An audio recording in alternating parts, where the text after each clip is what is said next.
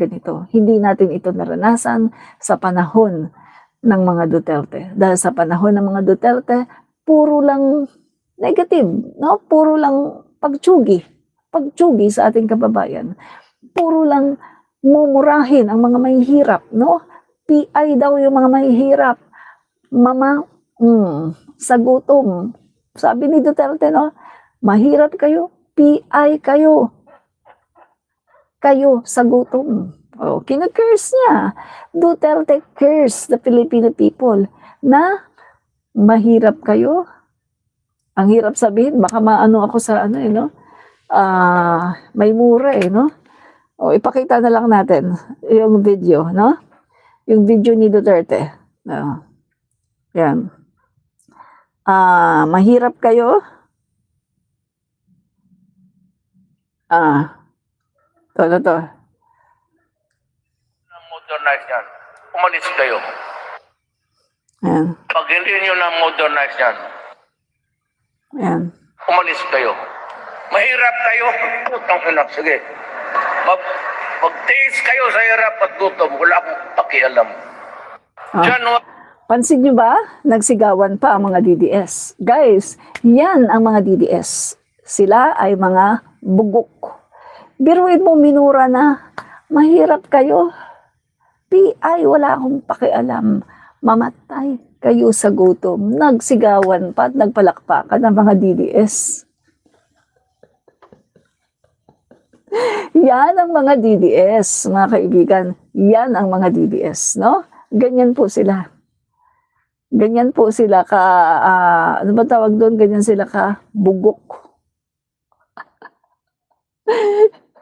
Di ba? Oo. Okay, no? Mahirap kayo. Putang ina. Sige. Magtiis kayo sa hirap at gutom. Wala akong pakialam. January 1. Pag Diba? hindi nyo na-modernize yan. So hanggang doon lang siya, guys, no? Hanggang doon lang siya. Takot mamatay. Ako ang bahala sa inyo. Mga DDS. Sa bagay, ilan lang dito ang magpunta sa langit. Tuwan-tuwa ang mga DDS. Inferno yan. Kay Jesus! Alam ko, pero huwag kayong matakot. Hintayin ko kayo doon. Pag nandoon, Mga DDS, hintayin daw kayo sa impyerno. Sige na. Punta na kayo sa impyerno. Hintayin daw kayo. Yan ang tatay nyo. Sige na, punta na kayo sa impyerno. Punta na kayo. So, alam nyo ba, what you confess, no? Kung ano yung kinonfess mo, yun ka. What you confess, you possess. Kung ano yung lumabas sa bibig mo, yun ka. Mahilig siya, di ba? Parang si Sara Duterte lang, mahilig sa drug me to hell, presidente daw siya ng impyerno. My God! Mga DDS, hindi niyo ba alam? Na kapag ang tao ay merong sinasabi, lumalabas sa kanyang puso. Alam niyo ba? Inaabangan yan. Inaabangan yan ng dyablo. Naniniwala ba kayo? Kung kayo ay Christian, alam nyo kasi sa mundo natin, merong good, merong evil. Merong, sabihin na nating angel of light, tsaka bad angel, yung demons. Tapos merong good, no? Yan yung mga angels. Kapag ikaw ay nag-confess ng drag me to hell, ng presidente ka ng impyerno, ang pumipick up niyan, yung demonyo. At yung mga sinasabi mo ay binibigyang katuparan ng demonyo. Magbasa kayo ng Bible. Magbasa kayo ng Bible, mga DDS. Yan ang kulang sa inyo. Hindi na kayo nagbabasa ng Bible, hindi nyo sinasapuso. Maaring yung iba nagbabasa ng Bible pero hindi sinasapuso. What you confess, you possess. There's a power in words. May power ang mga salita. Pag sinabi mo na sabi ni Sarah na i-drag daw siya sa hell at siya daw ang presidente ng impyerno, mangyayari yan. At kita nyo mga DDS ha, ang puro napipick up nyo, puro negative vibes, di ba? Galing sa president ng hell, si Sarah, puro negative vibes, di ba? Tingnan nyo mga DDS ha, tingnan nyo, anong laman ng puso nyo? Di ba puro galit? Anong laman ng puso nyo mga DDS? Di ba puro hatred? Anong lumalabas sa bibig nyo? Kapag kayo nagko-comment, anong lumalabas sa bibig nyo? Anong naisusulat nyo sa comment section? Di ba puro pangit? Di ba? Kasi, ano yan eh, domino effect eh. Galing sa inyong presidente ng hell, si Sara Duterte, ibinababa sa inyo ang espiritu, masamang espiritu. At kayo ay nilulukuban ng masamang espiritu. Kaya wala kayong masabing maganda sa kapwa nyo. Kaya kapag kayo nagkokomento, puro mga pangit ang kinokomento nyo. Remember? At hindi ako magtataka kung one of this day, kayo ay ma-exorcist. Hindi ako magtataka kung one of this day, ay saniban kayo ng masamang espiritu at kayo ay ma-exorcist. Remember, ang sabi sa libro ng exorcism, kapag puro bitterness, kapag puro galit ang laman ng puso mo, na mananahan sa iyong kaloob-looban, sa iyong puso, sa iyong isipan, ang dyablo. At ikaw ay ipoposes niya. Ikaw ay ma-exorcist. Sasaniban ka niya. Kaya mga DDS, yan ang ano ko sa inyo ha. Ingat kayo. Baka one of these days, ma-exorcist kayo. Baka one of these days, saniban kayo, no? ng dyablo at talagang bumula ang bibig nyo, pagkatapos mandisik ang inyong mga mata, at kayo ay na-exorcist na. Dahil sa masamang espiritu na lumulukob sa inyo, nanggaling sa inyong presidente ng impyerno na si Sara Duterte. Diba? Kaya natutuwa ako sa mga PBBM, no? Kasi good vibes lang talaga. Alam niyo mga DDS, no?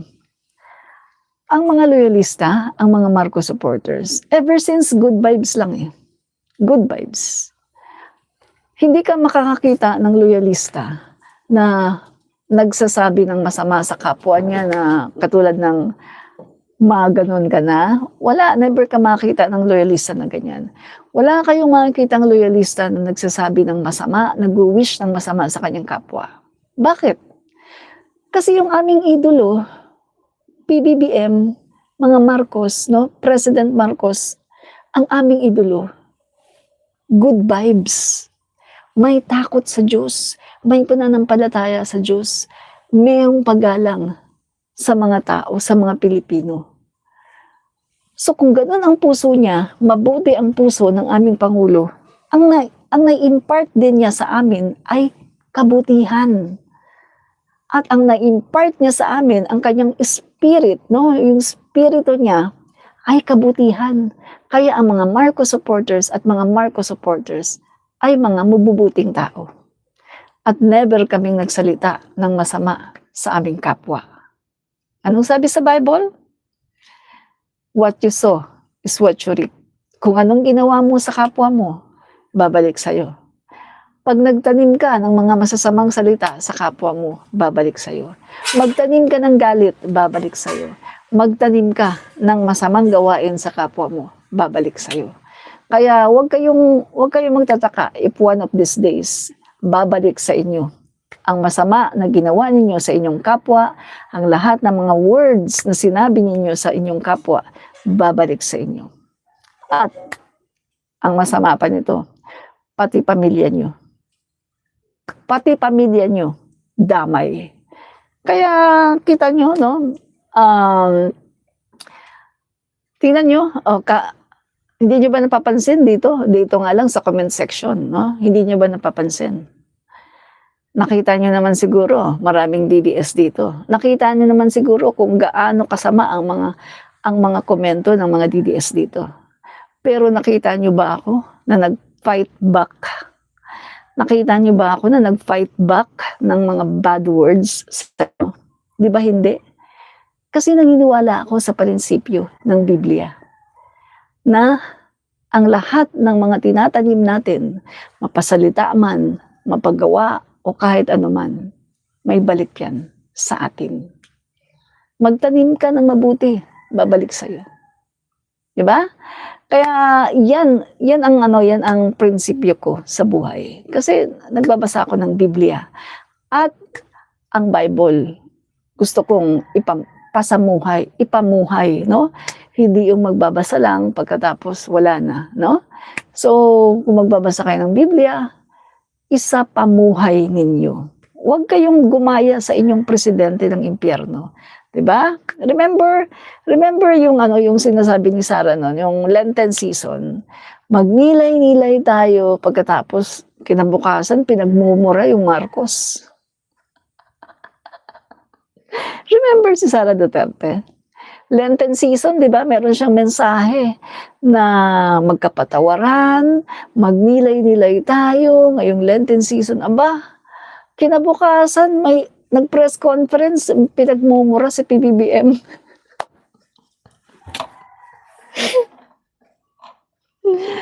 Alam nyo, dapat walk the talk. Kung anong sasabihin mo, kailangan, kung ano yung sasabihin mo ngayon, gawin mo. Hindi yung ngayon, mabait ka. Oh, word of God, bukas pinagmumura mo na ang Pangulo. That's hypocrisy. Hypocrisy, no? Kaya tingnan nyo mga DDS, tingnan nyo, ang dami ditong trolls. O, nagsasalita ng pangit, di ba? Nagsasalita ng kung ano-ano. Pumatol ba ako? Nagsalita ba ako ng masama sa inyo? Di ba hindi? Kasi naniniwala ako sa prinsipyo ng Bible. Kung anong itinanim mo sa kapwa mo, babalik sa'yo. Magtanim ka ng pangit na mga salita, babalik sa'yo. Lahat yan, babalik sa'yo. Lahat ng mga ginawa mo sa mundong ito, pagbabayaran mo yan. In God's perfect time. No? Kaya dyan ako naniniwala no? Yung pinanghahawakan ko, ang Biblia. Ang salita ng Diyos. No? Maging mabuting tao kayo, mga DDS. Huwag niyong kalimutan na kayo'y tao. Huwag yung dahil lang sa meron kayong dinidiyos, no? Meron kayong mga idolo, ay nakakalimutan nyo na paano maging tao. You're human being, ginawa kayo ng Panginoong Diyos ayon sa kanyang wangis. Huwag niyong sayangin, huwag niyong gamitin, huwag kayong magpagamit sa dyablo. No? Magsisi kayo sa inyong mga kasalanan, mga nagawa niyong kasalanan, mga nasabi niyo na hindi maganda, magsisi kayo sa inyong mga kasalanan. Remember, nandito na tayo sa last days, no? Nasa last days na tayo. Remember, andyan na ang sinasabi sa Revelation, nations rise against nation. Yan na, naggigirahan na ang mga bansa. At may nakikita na rin tayo ngayon na nagtsutyugihan na anak at magulang. Isa yan sa sinasabi sa Bible. Tsutyugihin ng anak ang kanyang ina at ang kanyang ina tsutyugihin ng kanyang anak. Nasa Biblia yan. Hindi ba ko lang yung word para hindi tayo maano ng YouTube. Nasa Bible yan. Yung mga nakikita natin ngayon, yung climate change, pagbabago ng mga klima, na nagiging abnormal na yung climate natin, nasa Bible yan. Isa yan sa tanda na days na tayo. Mga DDS, huwag kayong pagharian puot sa inyong kapwa. Bagamat pagharian kayo ng pag-ibig sa inyong kapwa at huwag niyong kakalimutan na kayo ay tao. Nang dahil lamang sa pagmamahal niyo sa mga Duterte, kayo ay nagiging devil, kayo ay nagpapasakop sa masamang espiritu. Diba? So, isa pa, rebellion. Rebellion. Ang ginagawa ninyo ngayon sa ating Pangulo is a rebellion. Rebellion yan. Alam nyo ba, the first sin, ang unang-unang kasalanan sa Biblia, rebellion. Alam niyo ba yan? Alam niyo ba na galit ang Panginoon sa rebellion? Alam niyo rin ba kung bakit ibinagsak sa lupa si Lucifer at ang 1/3 ng mga angel, it's because of rebellion. Bakit siya nagrebelde? Dahil sa kanyang pride. Anong sinabi ni Lucifer? Gusto daw niyang maupo doon sa trono ng Diyos. Gusto niya maging Diyos. Ngayon, i-anggulo natin ngayon sa nangyayari ngayon sa ating gobyerno. Si PBBM ang presidente. Si Sara, vice-presidente. Ang gusto ni Sara, tanggalin si PBBM para maupo siya sa pwesto. Oh. Gumagawa ngayon si Sara ng lahat ng paraan para tanggalin si PBBM para maupo siya sa pwesto. So nakikita natin ngayon, si Sara ang guys, para siyang si Lucifer. Para siyang si Lucifer. Na nakita niya na ang Diyos, pinakamakapangyarihan sa lahat, nakaupo. Pero anong sabi ni Lucifer? Gusto niyang maging Diyos. Gusto niya siya ang maupo sa trono. Kaya nagrebelde siya. Ginawa niya ang lahat para tanggalin sa pwesto ang Diyos para siya ang maupo. Katulad ni Sara Duterte. Nakita niya si PBBM, presidente, nakaupo. Gusto niyang tanggalin para siya ang maging pangulo. Diba? Makes sense. Unang kasalanan, guys, sa Biblia, rebellion. Anong ginawa ng Diyos? Dahil siya ang pinakamakapangyarihan sa lahat. Ang nangyari, si Lucifer, ang ginawa niya, ibinagsak niya sa lupa, kasama ng mga 1/3 ng mga angels na sumama sa rebellion. Yan ang nangyari. God hate rebellion. Ayaw na ayaw ng Diyos ng pagre-rebelde. Kaya nga, di ba, inutos niya sa Biblia, magpasakop kayo sa gobyerno, magpasakop kayo sa mga leader, magpasakop kayo sa nanunungkulan. Regardless, whatever, kung sino man yan, kung ano man yan, kung meron siyang kasalanan na nakikita nyo, kung meron siyang mga pagkukulang, anong sabi ng Diyos? Sinabi ba ng Diyos na magrebelde? No, ang sabi ng Panginoon, ipanalangin mo. Ipanalangin mo ang lahat ng nakikita mo na masama na ginawa niya. At ang Diyos ang gagawa ng paraan para siya maalis sa pwesto. Oh, hindi sinabi ng Diyos na magrebelde kayo. Even in the time of Jesus Christ, di ba? Anong nangyari noon? Gusto ng mga Israelita na magrebelde si Jesus. Gustong gamitin ng mga Israelita si Jesus against the Roman Empire. Pero anong sabi ni Jesus? Sumunod. Sumunod. Diba? Hindi niya hinahayaan ang pagre-rebelde. At isang araw, diba, anong ginawa? Inaano siya, gusto siyang ipin down ng mga Pariseyo. Oh. Tinanong siya, kasi gusto siyang hanapan ng kaunting butas, kahit kaunting butas na maaakusahan nila si Jesus ng rebellion. Wala silang makita kasi si Jesus hindi talaga nagre-rebelde. So ginawa nila isang araw, tinanong nila ngayon si Jesus na kung yung tungkol sa tax, kung dapat daw ba magbayad ng tax dito kay Caesar, ino-oppress na yung mga tao. Anong sagot ni Jesus? Magpakita kayo ng coins. Oh, magpakita daw ng coins. O, bigyan daw siya ng coins. O, nung binigyan nila si Jesus ng coins, anong sabi ni Jesus? Sino ang nakalarawan dito? Tinanong niya yung mga Israelita, yung mga tao, sino ang nakalarawan dito? Ang sabi ng mga tao, Caesar. O, anong sabi ni Jesus? Anong sagot ni Jesus?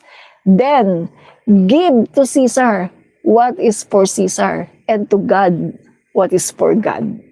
Ibigay nyo kay Caesar ang para kay Caesar, at ibigay nyo sa Diyos ang para sa Kanya. O, di ba? Ang talino ng ating Panginoong Hesus. Kasi pilit siyang gusto siyang makitaan ng mga Pariseyo na meron siyang pagre-rebelde. Hindi talaga nila makita na nagre-rebelde si Jesus. Kaya ang ginawa nila, Tinatrap nila ngayon. Kaso nagkamali sila eh. Kasi ang sabi ni Jesus, ibigay mo kay Caesar ang para kay Caesar at ang sa Diyos. At sa Diyos ang para. Ang para naman sa Diyos. Kasi yung nakalagay sa coin na picture kay Caesar. At ang tinatanong ng mga Pariseo kung dapat daw ba magbayad ng taxes kay Caesar. Masyado na daw malaki yung tax, na-oppress yung mga mamamayan. O akala nila sasabihin ni Jesus, hindi, huwag kayo magbayad. Kaso ang sabi ni Jesus, sino ang nasa larawan? Sino ang nasa coin? Si Caesar. Ibigay nyo kay Caesar yung para kay Caesar. At sa Diyos ang para sa Diyos. Di ba? So, si Jesus never siya nag-encourage ng rebellion. Kaya anong sinasabi sa Bible? Malalaman mo kapag mali ang pinapagawa sa'yo. Kapag ini-encourage kayo na magrebelde.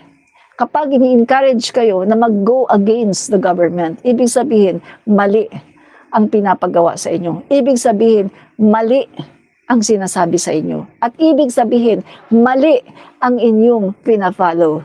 Bakit? Kasi tinuturuan kayo ng mali. Ang pagre-rebelde ay hindi naaayon sa will ng Panginoon. Ayaw ng Diyos ng pagre-rebelde. Ayaw niya yan. Pero yan ang pinapagawa sa inyo ni Sarah, ang magrebelde. At yan ang inyong sinusunod. Mas sinusunod nyo pa si Sarah kaysa sa Diyos. Mas sinusunod nyo si Sarah kaysa sa Biblia.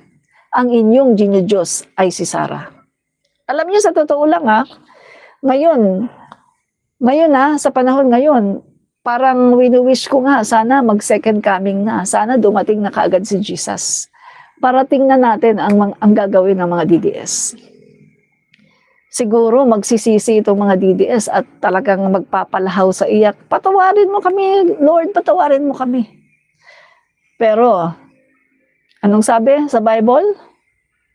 Anong sabi sa Bible? Pag dumating na ang araw na yan ng paghuhukom, yan yung araw na hindi ka na pwedeng magsisi.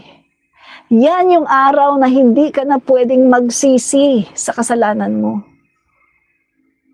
Bakit? Kasi binigyan ka na ng maraming panahon para magsisi sa mga kasalanan mo. So meaning to say, pag dumating yung second coming, paghuhukom na talaga yan. Hindi na i-honor ang pagsisisi mo. Kasi binigyan ka na ng mahabang time para magsisi. Pero hindi mo ginawa. Kaya nga, kung ako guys, sa totoo lang, ngayon gusto ko nga dumating ng Panginoong Jesus para tingnan natin kung saan pupunta itong mga DDS na to, na dinudiyos ang mga Duterte. Na mas naniniwala pa sila sa sinasabi ng mga Duterte kaysa sa sinasabi ng Panginoong Jesus sa Biblia. Biruin mo guys itinuturo ng mga Duterte, rebellion. Yan ang sinusunod ng mga DDS. Ayaw nilang pakinggan ang sinasabi ng salita ng Diyos sa Biblia na ayaw ng Diyos ng rebellion. Diba? Ano sabi? Kung may kaguluhan, nandoon ang dyablo. Remember? Kung may kaguluhan, nandoon ang dyablo. Anong ginawa ng mga DDS? Sa Mindiola, sa Recto, sa Ayala Bridge, nanggulo. Nag-hire ng mga kabataan, nagbayad ng 3,000, manggulo kayo. Ito, pumunta kayo ng Mindiola, burn Malacanang. Sa dyablo yan. Dyablo ang nag-utos sa inyo. Kung nasaan ang kaguluhan, nandoon ang dyablo. Sino ang mahilig sa kaguluhan? Duterte. Sara. Sino ang mahilig sa peace? PBBM. Marcos. Sino ang nag-hire ng assassin para magpatsugi? Sara. Sana lang sana lang dumating na ang second coming. Kung po pwede, dumating na sana ang second coming para makita natin itong mga taong ito na mga DDS. Talagang luluha ito ng dugo, guys. Magmamakaawa ito na patawarin ng Diyos. Pero sabi ko nga sa inyo, wala nang kapatawaran. Bakit? Sa second coming, paghuhukom na yan. Wala na diyang, hindi ka na pakikinggan ng Diyos. Sasabihin mong, patawad, Panginoon, hindi na. Kasi binigyan na tayo ng napakahabang panahon para humingi ng tawad. Pagdating ng second coming, talagang na yan. Talagang, kumbaga, paghukom na yan. Hindi ka na pakikinggan kahit humingi ka pa ng tawad. That's the truth, guys. Yan. So sana lang, no, mag second coming na. Kasi sobra na ang kasamaan.